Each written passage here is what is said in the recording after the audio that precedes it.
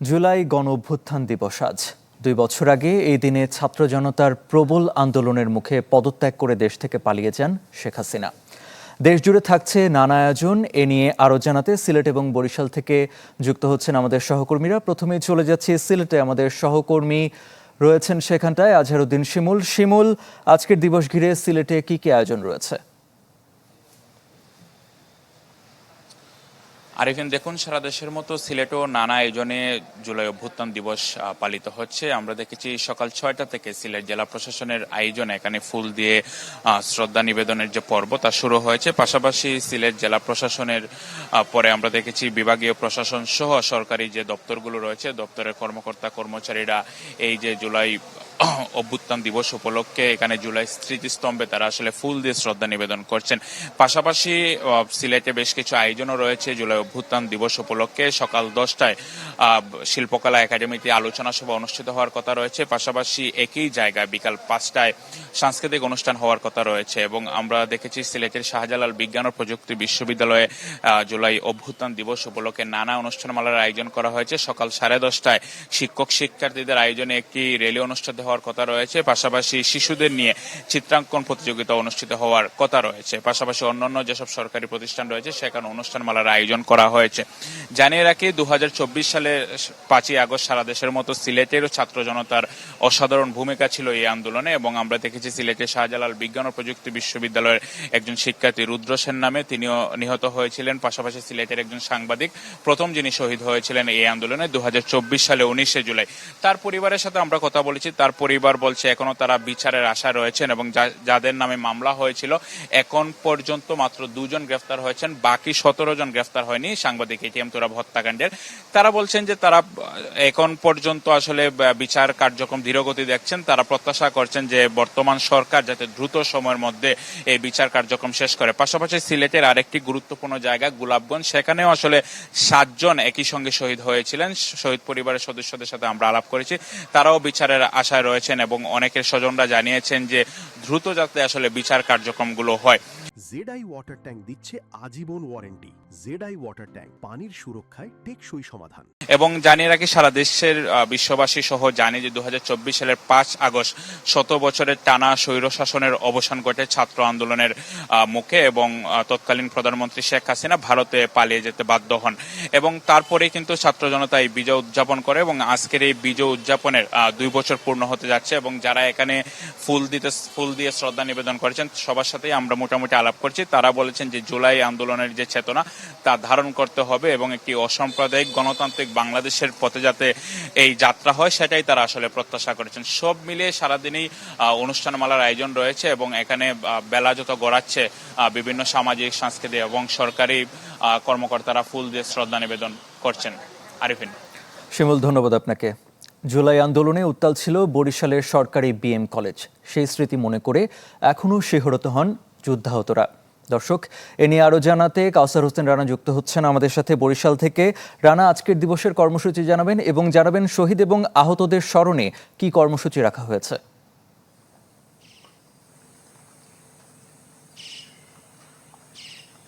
হ্যাঁ আরিফিন, সিলেটের মতন বরিশালেও দিনভর নানা কর্মসূচি রয়েছে। সেই 36 জুলাই স্মরণে জেলা প্রশাসন থেকে বিভিন্ন রাজনৈতিক, সামাজিক, সাংস্কৃতিক সংগঠনের পক্ষ থেকে এই কর্মসূচিগুলো নেওয়া হয়েছে। তার সাথে আমি আরেকটি বিষয় বলতে চাই, আপনি যেমনটি বলছিলেন সেই উত্তাল দিনগুলির বিএম কলেজের কথা।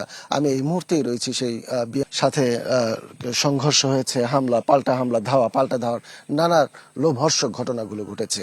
আমার সাথে এখানে উপস্থিত রয়েছেন সেদিনের সেই আন্দোলন কর্মীদেরই একজন, যিনি সেই সময় যুদ্ধাহত হয়েছেন এবং তার মুখেই আমরা শুনেছি এর আগে যে কি পরিস্থিতির শিকার তিনি হয়েছিলেন। আমরা একটু তার কাছে জানতে চাবো সেদিনের আন্দোলনে আপনারা ছিলেন আর কারো ছিল এই আন্দোলনের সাথে যুক্ত?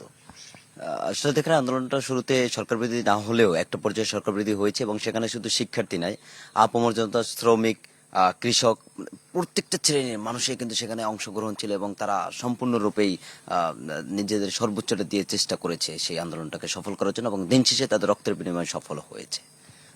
যে আন্দোলন শুরু হয়েছিল যার ভিত্তিতে তারপরে সফল হলেন, সেই স্পিরিটটা কি ছিল এবং সেটা বাস্তবায়নে কত দূরে গিয়েছেন? স্বাধীনতা অর্জনের চেয়ে স্বাধীনতা রক্ষা করা সত্যিই কঠিন।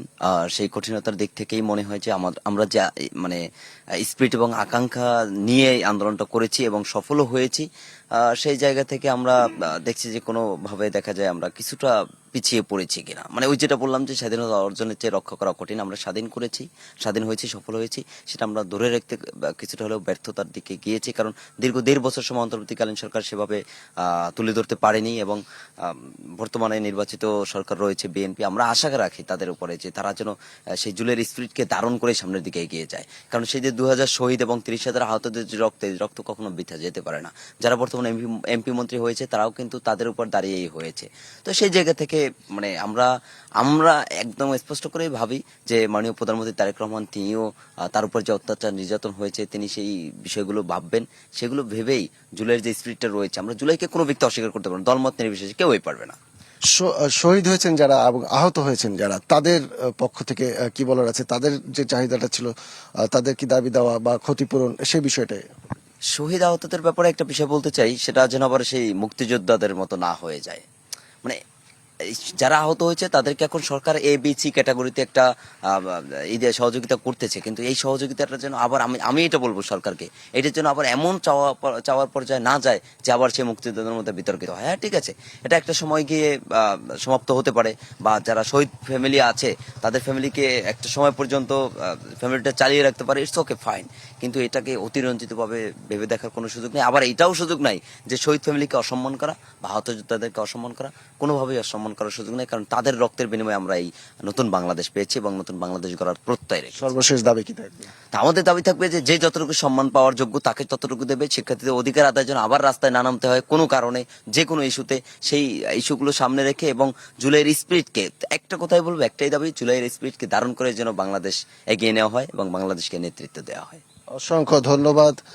36 জুলাই প্রতি বছর আসবে, এটি যেমন ঠিক আছে, কিন্তু প্রতি বছর যেন এরকম রক্ত ঝরাতে না হয় সেই বিষয়টিও তারা দাবি জানিয়েছেন, এবং যারা শহীদ হয়েছেন, যারা আহত হয়েছেন, তারা যেন সেই প্রাপ্য সম্মানটুকু পায় এবং কাঙ্ক্ষিত বাংলাদেশ যেটি গড়ার জন্য তারা আন্দোলন করেছিলেন, সেই কাঙ্ক্ষিত বাংলাদেশ যেন গড়ার প্রত্যয় যারা রয়েছেন নেতৃত্বে, তারা যেন সেটি পূরণ করেন। এই ছিল এখানকার আন্দোলনকারীদের সর্বশেষ আশা বা দাবি। রানা, ধন্যবাদ আপনাকে। সহকর্মী বেল্লাল হোসেন সজল যুক্ত হয়েছেন খুলনা থেকে, তার কাছ থেকে জানবো সেখানকার খবর। সজল, খুলনায় গণঅভ্যুত্থান দিবস ঘিরে কি কি কর্মসূচি রয়েছে আমাদের জানাবেন।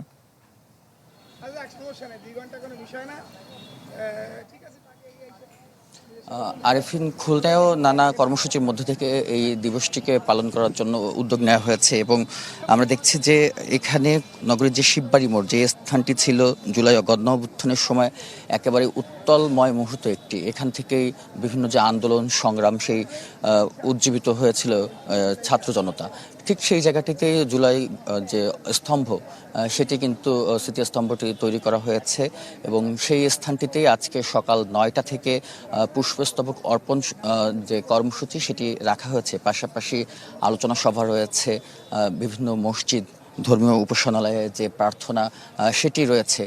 পাশাপাশি আমরা দেখছি ইতিমধ্যেই বিভিন্ন সরকারি প্রতিষ্ঠানের যারা কর্মকর্তা রয়েছেন, আইন শৃঙ্খলা বাহিনীর সদস্যরা রয়েছেন, তারা কিন্তু এই জায়গাটিতে এসে পৌঁছেছেন এবং তাদের যে আনুষ্ঠানিকতার সেটি শুরুর লক্ষ্যে বিভিন্ন ধরনের যে কার্যক্রম সেটি কিন্তু চলমান রয়েছে।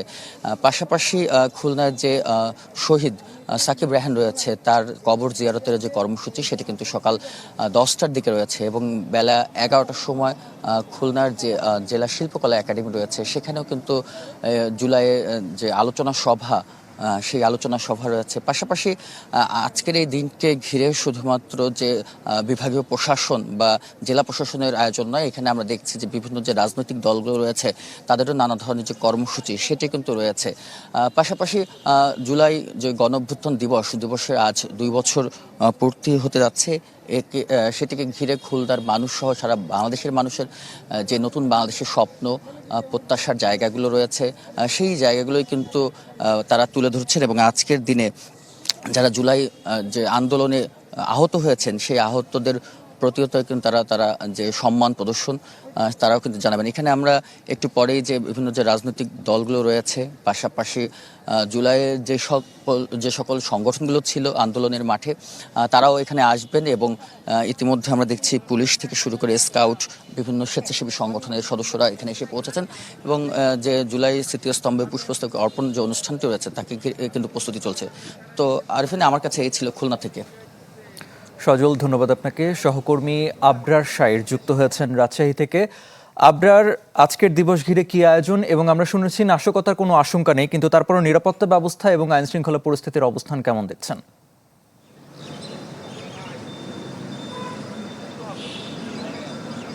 দুদিন আগে এখানে আসলে পুলিশের আইজিপি এবং স্বরাষ্ট্রমন্ত্রী এসেছিলেন। আমরা তাদের কাছে জানতে চেয়েছিলাম যে জুলাই গণ অভ্যুত্থান দিবস কিংবা 15 আগস্ট ঘিরে ফ্যাসিবাদী তাদের যে দোসর বা তাদের আখ্যায়িত করা, এখানে মন্ত্রী বলে গেছেন যে ফ্যাসিবাদের যারা সাথে যুক্ত তারা চেষ্টা করছেন মাঠে নামার কিংবা কোনো পায়তারা করার। তবে পুলিশকে সতর্ক থাকতে বলা হয়েছে, ফলে এখন পর্যন্ত এ ধরনের কোনো শঙ্কা নেই। তবে পুলিশ সতর্ক অবস্থানে আছে।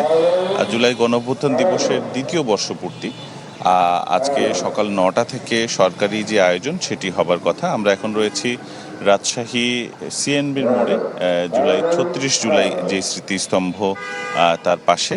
এখানে আসলে সকাল থেকে আনুষ্ঠানিকতা শুরু হবে। জুলাই শহীদদের স্মরণে পুষ্পস্তবক অর্পণ, এরপরে আলোকচিত্র প্রদর্শনী, প্রামাণ্যচিত্র প্রদর্শনী, তারপরে রয়েছে জুলাই শহীদদের বিদেহী আত্মার মাগফেরাত, জুলাই যোদ্ধাদের সুস্বাস্থ্য, দেশের উন্নয়ন, অগ্রগতি কামনায় বিশেষ দোয়া মোনাজাত। এরপরে সকাল 11টায় জুলাই শহীদ পরিবার এবং জুলাই যোদ্ধাদের সংবর্ধনা দিবসের তাৎপর্য তুলে ধরে আলোচনা অনুষ্ঠানের আয়োজন জেলা প্রশাসনের আয়োজনে। এছাড়া জাদুঘর সহ অন্যান্য যে দর্শনীয় স্থান রয়েছে সেখানে বিনা টিকিটে প্রদর্শনীর ব্যবস্থা। এছাড়াও দুপুরবেলা কিন্তু প্রীতিভোজের আয়োজন রয়েছে। শহরের প্রধান সড়ক দ্বীপ, জাতীয় পতাকা সহ বিভিন্ন ব্যানার, ফেস্টুন, রঙিন যে পতাকা সেগুলো দিয়ে আচ্ছাদিত করা হয়েছে আমরা দেখতে পাচ্ছি।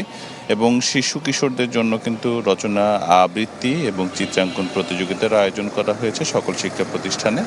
এছাড়া জুলাই শহীদ স্মৃতিস্তম্ভে কিন্তু আলোকসজ্জা রাখা হয়েছে। এর বাইরে বিভিন্ন রাজনৈতিক দল, তারপরে গণ অভ্যুত্থানে যুক্ত বিভিন্ন সংগঠন যারা রয়েছে তারা কিন্তু আলোচনা অনুষ্ঠান রেখেছেন।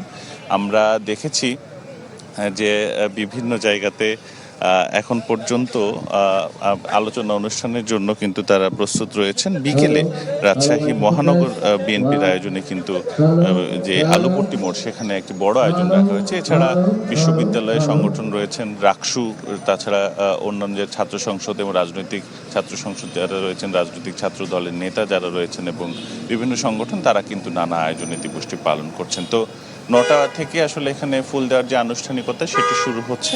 এর মধ্যে প্রশাসনে অনেকেই চলে এসেছেন। আমরা পরবর্তীতে আবারও আপনাদের জানাতে পারবো। এ ছিল আমার কাছে। আবরার, ধন্যবাদ আপনাকে।